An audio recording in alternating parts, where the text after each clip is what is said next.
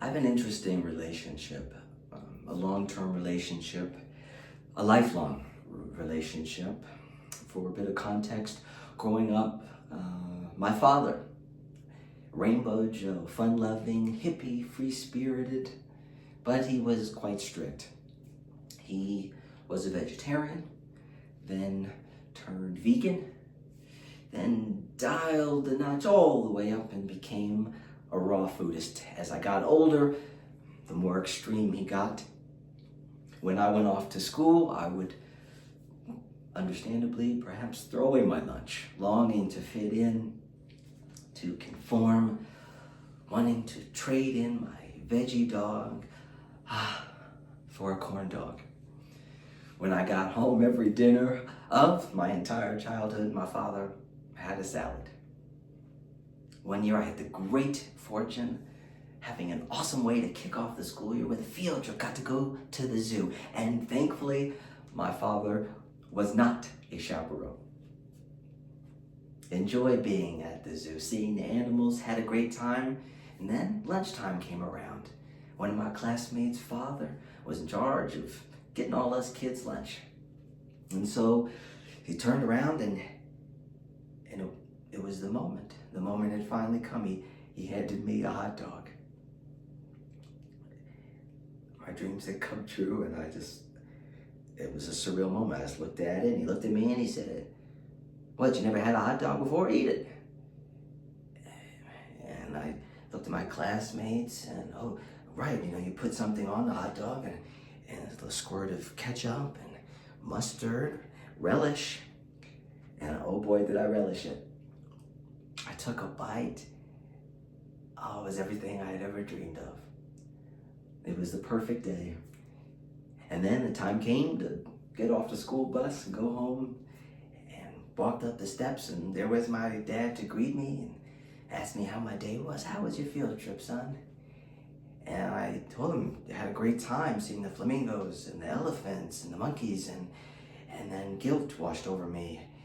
And I knew he'd be disappointed because Dad, I ate a hot dog.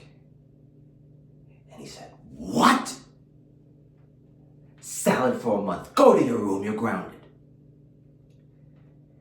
And I consider myself a good kid. I've never really been in trouble. Always tried to do right by my father, by my family. And that was the first time and the only time I ever been grounded. Come October,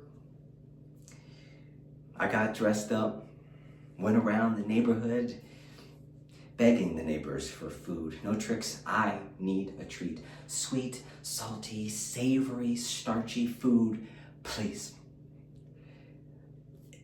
And it was thrilling.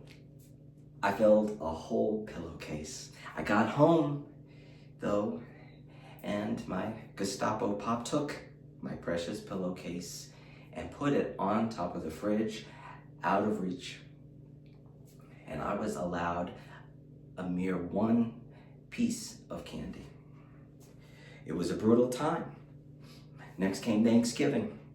It was the first days of fake meat, soy meat. We got to try the very first tofurkey. Yes, tofurkey. As bad as it sounded, we might as well have eaten a rubber chicken.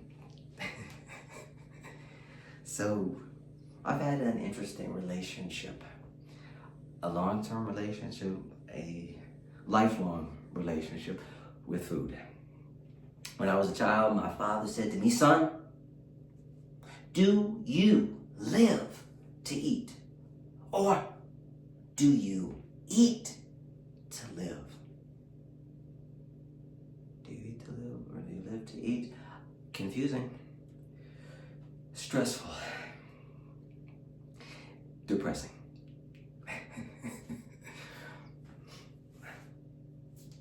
I didn't know when my next meal would come. I didn't know what kind of embarrassment or punishment it would come with. And that is why I do this PSA, this public service announcement for food insecurity.